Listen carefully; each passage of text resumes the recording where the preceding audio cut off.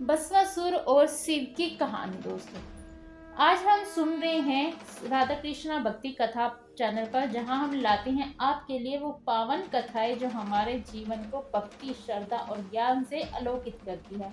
आज की कथा है हमारी भस्मासुर और शिव की अद्भुत कहानी। बहुत समय पहले हिमालय की पावन घाटियों में भगवान शिव अपनी तपस्या में लीन थे। उनकी करुणा का यह स्वरूप था कि जो भी सच्चे मन से उनकी आराधना करता है, वे प्रसन्न होकर उन्हें वरदान देते हैं। इसी समय एक असुर, जिसका नाम था भस्मासुर, भगवान शिव की घोर तपस्या करने लगा। दिन रात उसने महादेव का ध्यान किया, उपवास किया और मन वचन कर्म से केवल शिव का स्मरण किया। कुछ समय बाद उनकी तपस्या से प्रसन्न होकर भोलेनाथ प्रकट हुए।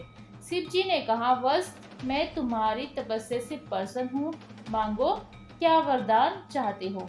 भस्मासुर ने दोनों हाथ जोड़कर उत्तर दिया, हे महादेव, मुझे ऐसा वरदान दीजिए, मैं जिस भी प्राणी के सिर पर हाथ रखूं वो तुरंत भस्म हो जाए। महादेव ने सदैव सरल और दयालु है, उन्होंने बिना अधिक विचार किए तथास्तु कह दिया। अब वरदान पाकर भस्मासुर का अहंकार 7वें आसमान पर चढ़ गया। उसने सोचा, अब तो पूरा संसार मेरी मुट्ठी में है, मैं अमर हूँ, कोई मुझे रोक नहीं सकता। परंतु अहंकारी मनुष्य, असुर सदा पतन की ओर ही जाता है।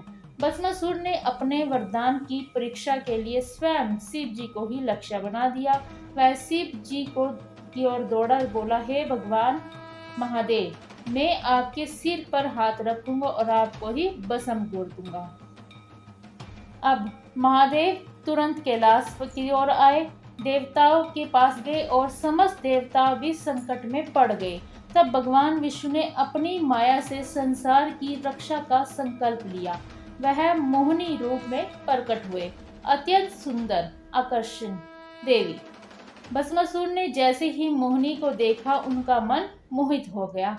वह उनके रूप में नृत्य का आसक्त हो गए।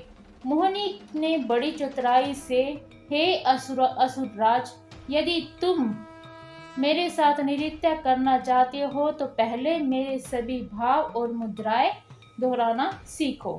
भस्मासुर ने हामी भर दी और मोहिनी नृत्य करने लगी। कभी हाथ ऊपर उठाती, कभी कमर लचकाती, कभी चरण बढ़ाती। भस्मासुर अभी उसी की नकल करता रहा। आखिरकार मोहिनी ने चतुराई से एक ऐसा नृत्य करवाया जिसमें उसने अपना हाथ और सिर पर रख दिया। भस्मासुर ने भी वही किया और जैसे ही उनका हाथ उनके सिर पर रखा गया और वो स्वयं भस्म हो गए।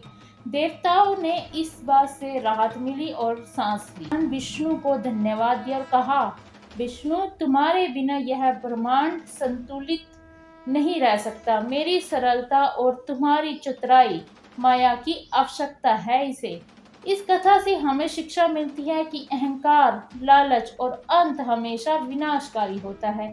शक्ति का सदुपयोग करना ही सच्ची भक्ति है और अंत सत्य और धर्म की विजय निश्चित है।